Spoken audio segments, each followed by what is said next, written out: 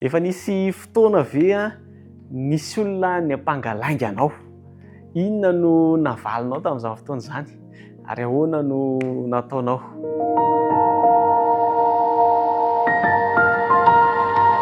I Jesosy ihany koa, araka ny hitantsika omaly dia tsy nahitana fahotana teny aminy. Ilay nitovy tamin'ilay tantaran'i Daniel.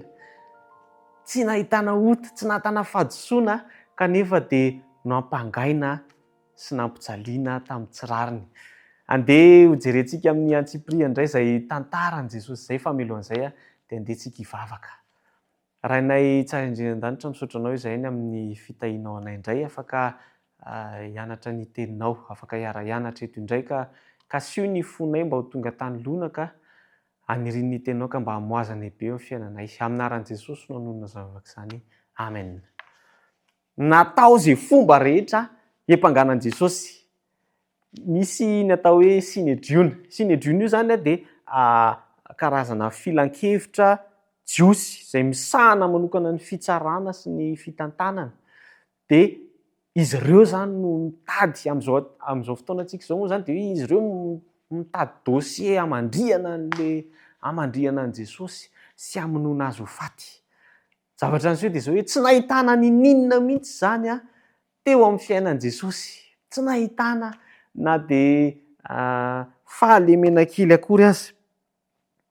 Rehefa tonga teo amin'ny fitsarana izany Jesosy dia nanontaniany reto Synedriona reto hoe manahoana ny mpianatrao? Manahoana ny fampianaranao? Navaliny Jesosy azy ireo ary nampatsihiviny azy fa ny fampianarako dia miharihary. Fampianarako dia hampabe maso. Fampianarako dia miharihary hitan'ny olona rehetra. Nisy mpikambana anankiray izay tezitra mafy noho izay valin-tenin'i Jesosy izay dia avy hatrany dia namely azy. Tsy fantatra moa na nandaka azy, na namely akany tamaina azy, na namely totondry. Fa dia namely azy. Hoy Jesosy mantsy anazy hoe raha niteny ratsy aho izy dia ambarao azy ratsy.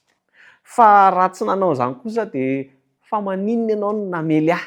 Izay ny fanontaniana napetraka Jesosy tamin'ilay namely azy teo. Ny zavatra an'iseho dia izao. Mikambana izany reto Synedriana reto, mitady vavolombelona mandainga. Zavatra an'iseho nefa dia mifanipaka be ny zavatra lazain'ilay vavolombelona mandainga ireo. Tsy hitandry zareo izay ho raisina hoe ahoana na ahoana dia navela tany fotsiny izany. Fa nisy hevitra anankiray izay nitsiry tao amin'izy ireo hoe efa niteny nge izy hoe ity tempoly ity dia ho ravana dia ho atsangana afaka 3 andro. Fa andao izay no hamandriana azy. Zavatra tian'i Jesosy hatongavany nefa tamin'izay fotoana izay dia ilay tempoly ny tenany. Izay ho ravana hozy izy ary atsangana afaka 3 andro. Izy ilay tenany no tempoly tian'i Jesosy tenenina tamin'ity fotoana ity. Ka dia izay nentin'izy ireo nentin'ny namandriana an'i Jesosy izany. Azon'i Jesosy mihitsy tamin'izay fotoana izay ny antso anjely hiaro azy, ny antso anjely hiady ho azy. Kanefa dia nanaiky izy ho atolotra eo an-tanan'ny mpanota. Izao voalazan'ny bokin'i Isaia hoe tsy milobava izy hozy izy. Tsy milobava izy. Tahaka ny zanak'ondry entina ho vonoina. Tahaka ny ondry vavy izay mona eo anatrehan'ny mpanety azy. Tsy niteny izy na tendraim-bava azy. Fa ny fanontaniana kosa napetrany dia izao hoe fanontaniana napetraka reto mpitsara azy reto dia izao hoe ianao ary ve izany no zanak'Andriamanitra? Ianao ve izany no mpanjakan'ny jiosy? Teny hovalian'i Jesosy hoe eny ilay izy ary ny valy tenin'i Jesosy iny no nentin'izy ireo namandriana azy. Nanolotra ny ainy Jesosy ity. Ho avitra hisolo asy ianao. Tokony izaho, tokony ianao no teo amin'ilay toerana izay nitsaranan'i Jesosy. Tokony izaho sy ianao ilay nisy namelaka tamin'ilay valim-panontaniana.